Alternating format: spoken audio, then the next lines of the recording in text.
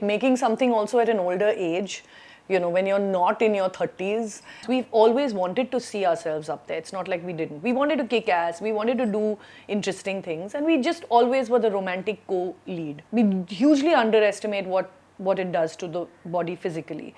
Marriage tends to stifle, especially women.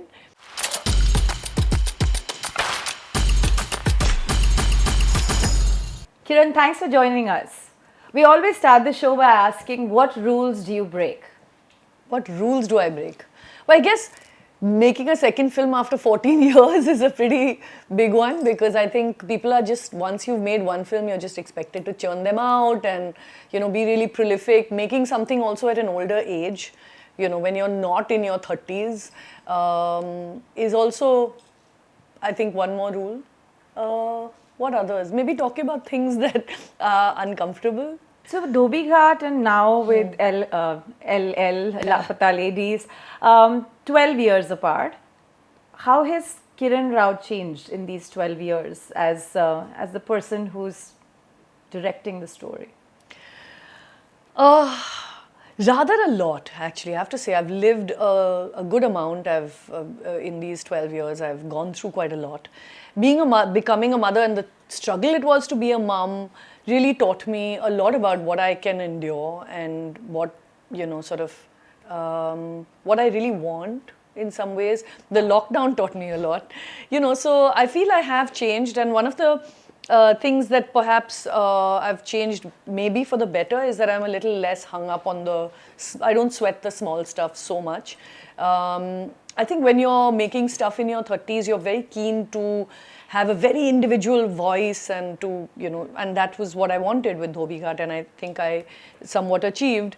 But, when you get older, it's really about what can you do with your life. It's not really so much about you anymore. It's really about how much you can engage with people, how much your life can be of some value.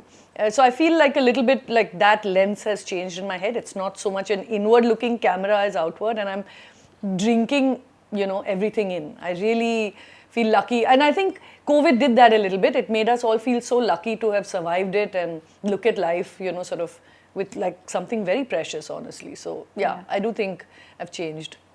So has your acceptance of what will be called success also changed? Because I like the sound of growth in these 12 years.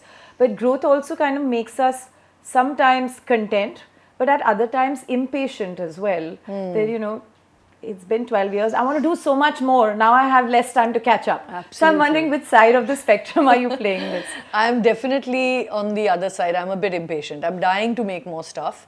I've been writing for the last 10, 12 years, and I've got lots of subjects and lots of stories that I'm excited to develop and make. And again, we're fighting or sort of grappling with a very changing audience, changing cinema ecosystem. There's so much to actually adapt to as artists and filmmakers that it's, I don't know, there's a lot to do and a lot to learn, and I'm trying to get my head around all of it. I'm a bit impatient. And I think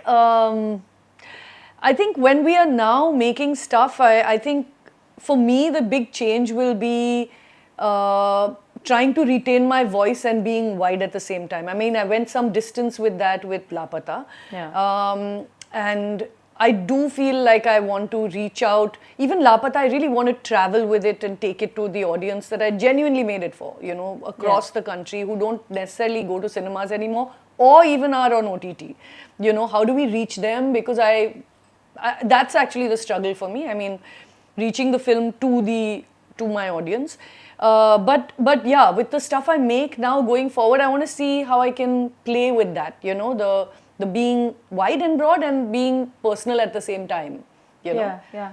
So let's double click on that personal bit, because they often say we are telling the stories that we are. How true is that for Kiran?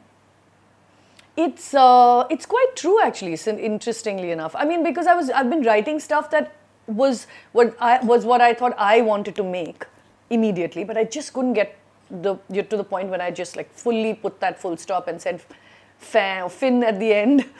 And I heard Laapataaladies and immediately felt like that's what I wanted to make. So clearly, it's getting much more.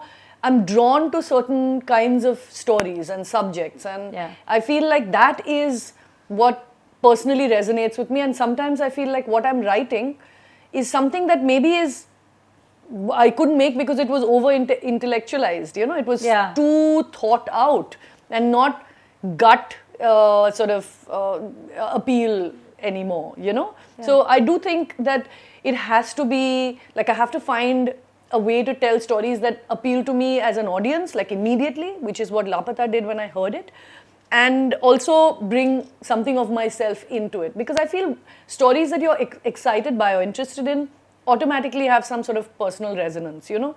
This story of two girls, I mean, I've never lived in a village, don't have this experience at all, but when I heard the story, I automatically felt like, oh, there's a story, you know. You can talk about so many things that I could maybe personally have encountered or just even thought about, and talk about them in a story that's actually quite unrelated with my life, you know. So there's a connect that's strangely much more personal, maybe even than the stuff I was writing. Would it be fair to infer that it's hard for Kiran to make a film that has short commercial potential but doesn't connect with her at all? Yes, 100%. I would never make something that doesn't. You know, filmmaking is just too hard. We take years. It takes so much blood, sweat and tears and money, importantly, that if you don't enjoy what you're doing or it doesn't actually, you know, press all your buttons, it's going to be a slog. It's really a slog. And then money really has to matter to you, because if you're doing it for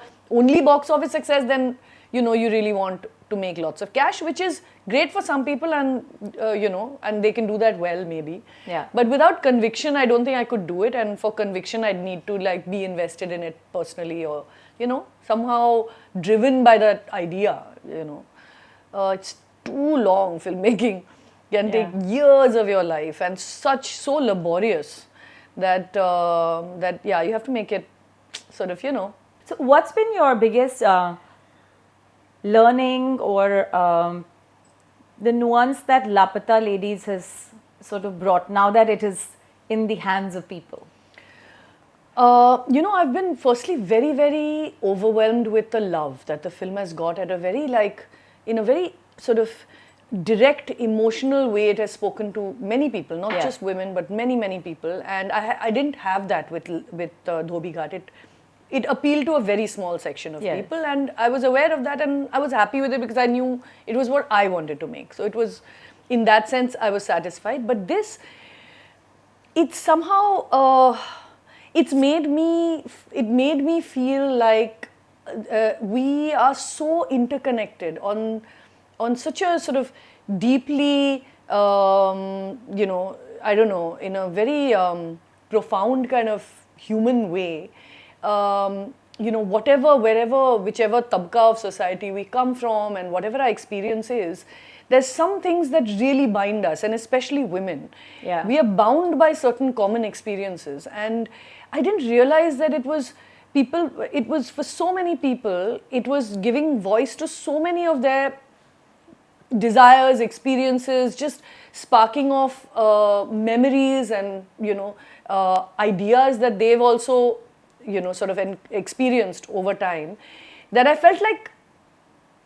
felt very connected, in fact, to all the, you know, people are writing into me from everywhere. And I've had a very, very, in a bubble, in English speaking sort of life, you know.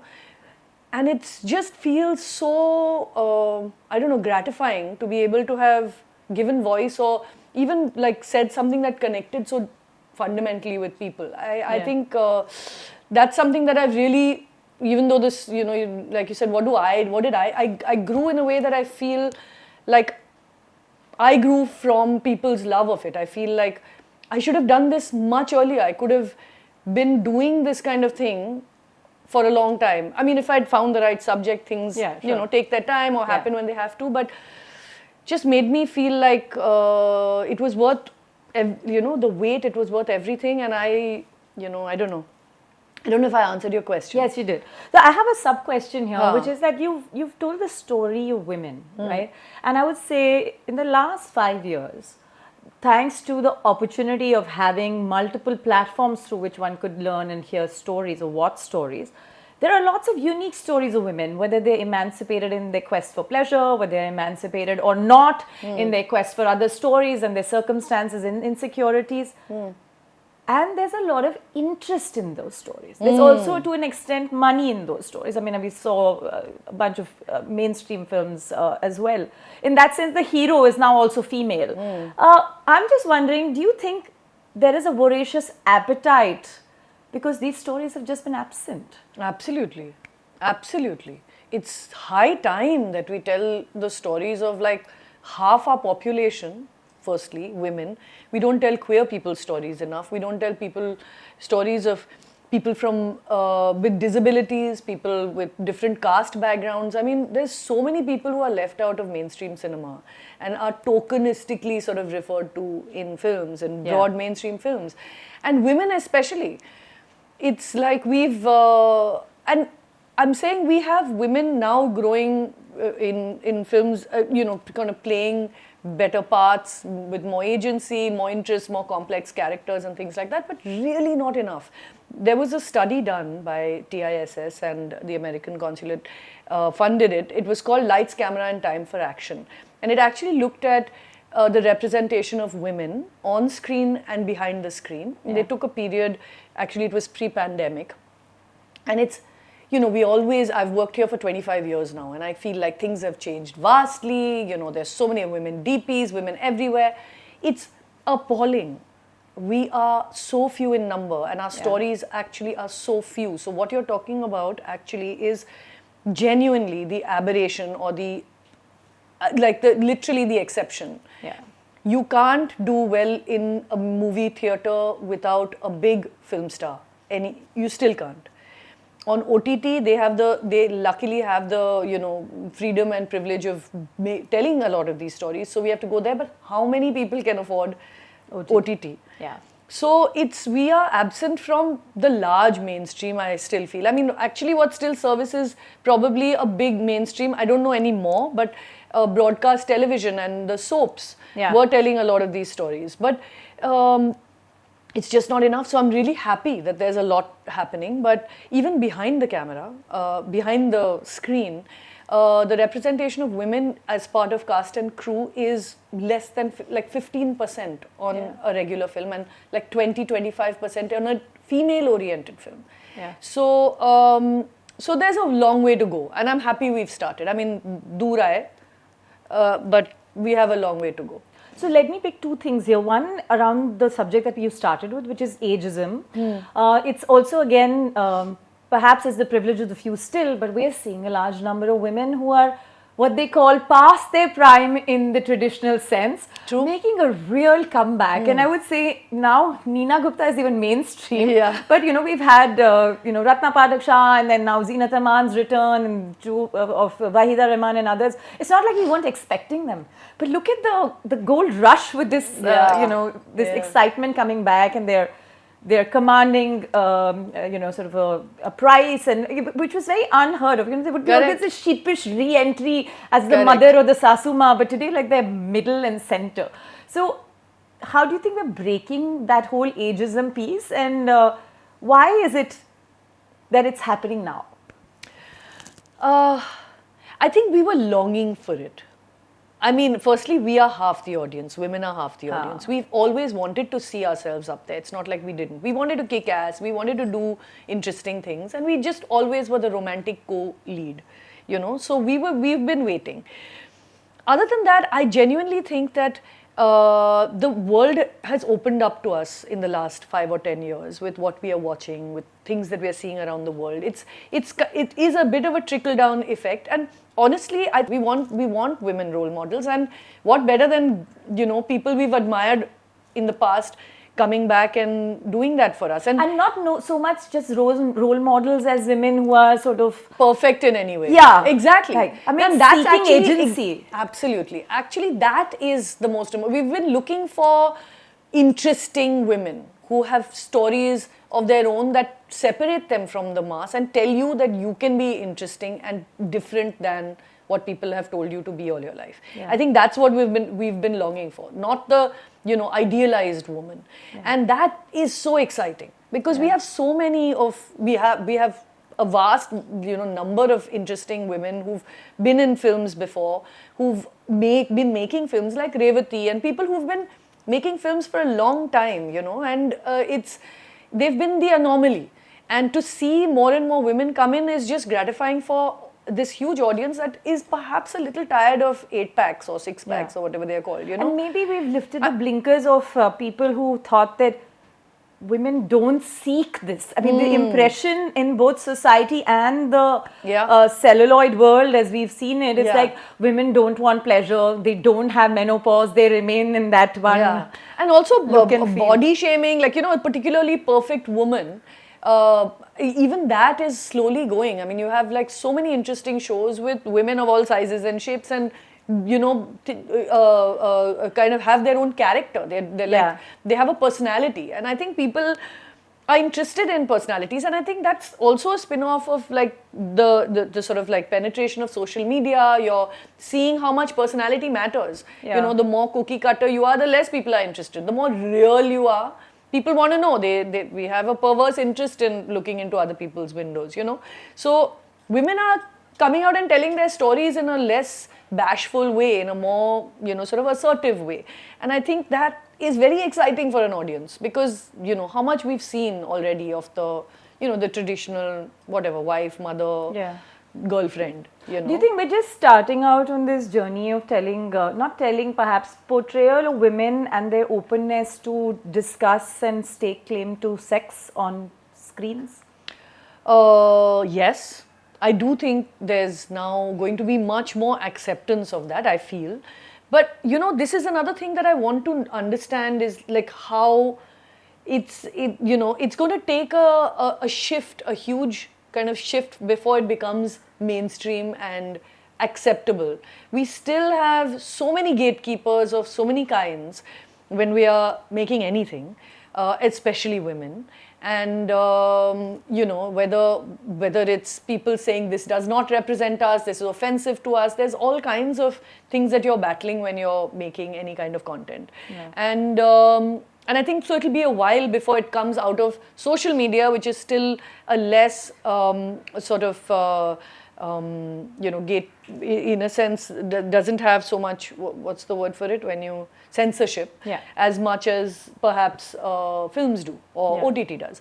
But we will, I think, see more of that, and people taking pleasure in pleasure, being allowed to take pleasure in pleasure. We've not just been allowed to. It's just so repressive. And for so long, we've not seen a woman actually just enjoy herself. Would you say a lot of perimenopause and onwards is actually trying to strike that physical, emotional balance?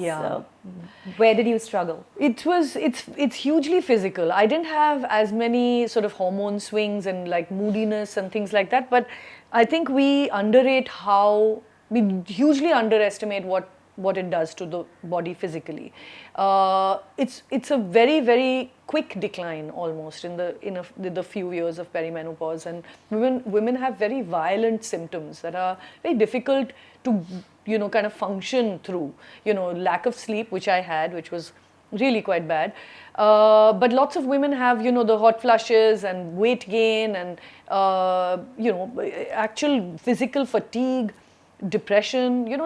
There's a lot, and I don't think it's studied half as much as, say, as New York Times or Guardian recently said. It has like a fraction of the research money spent on erectile dysfunction. You're right. Absolutely.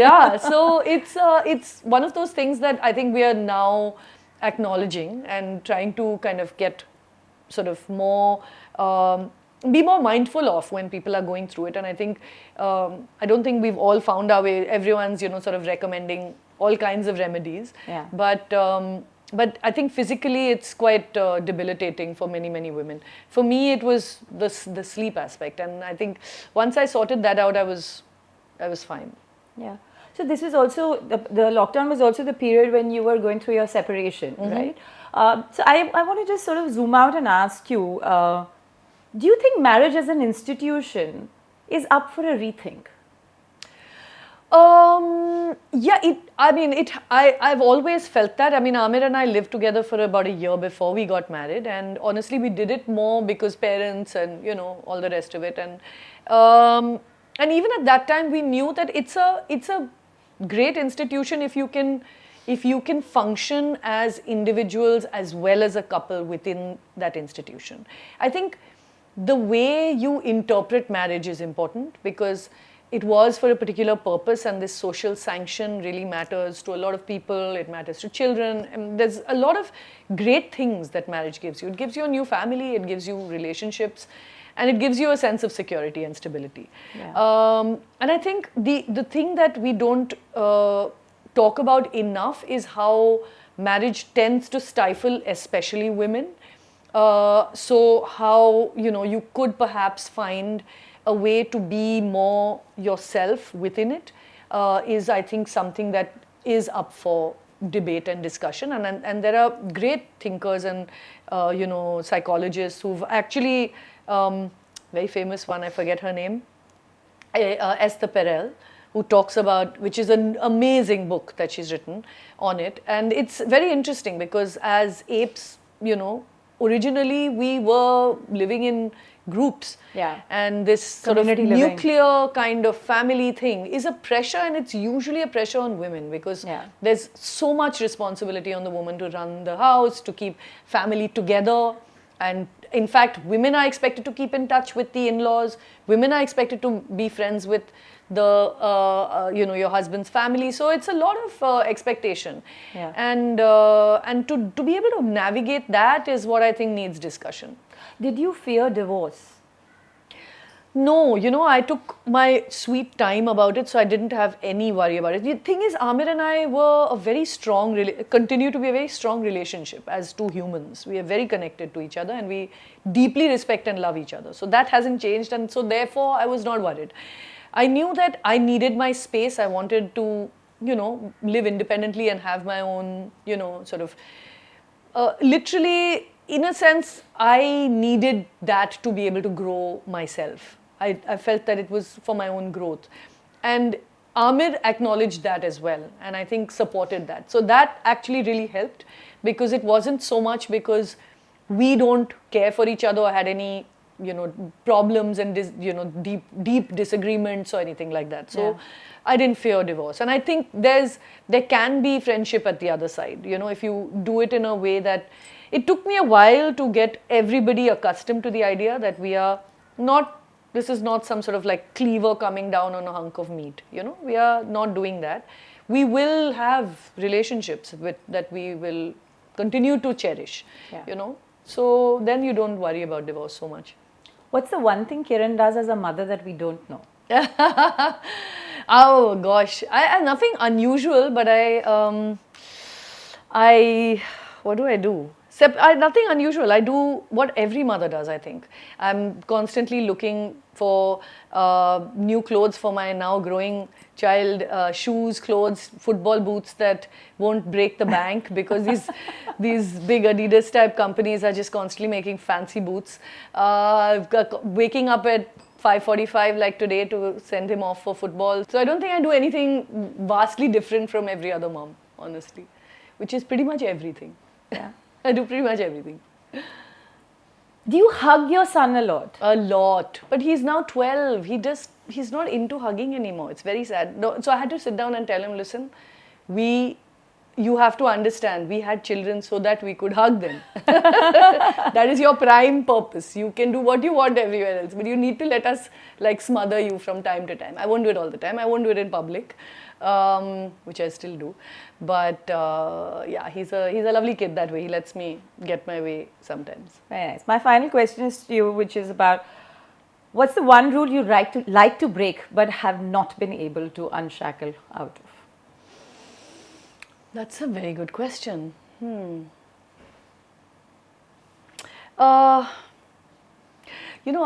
not even a rule, but it's a deep desire. I think, I don't know, I suspect all women to some extent have it. It's this desire to just drop everything and run away. Just leave everything behind. Everything, everyone, Like, and you feel really bad because you have a child or you have parents, you have commitments. I mean, and most importantly, child and parents.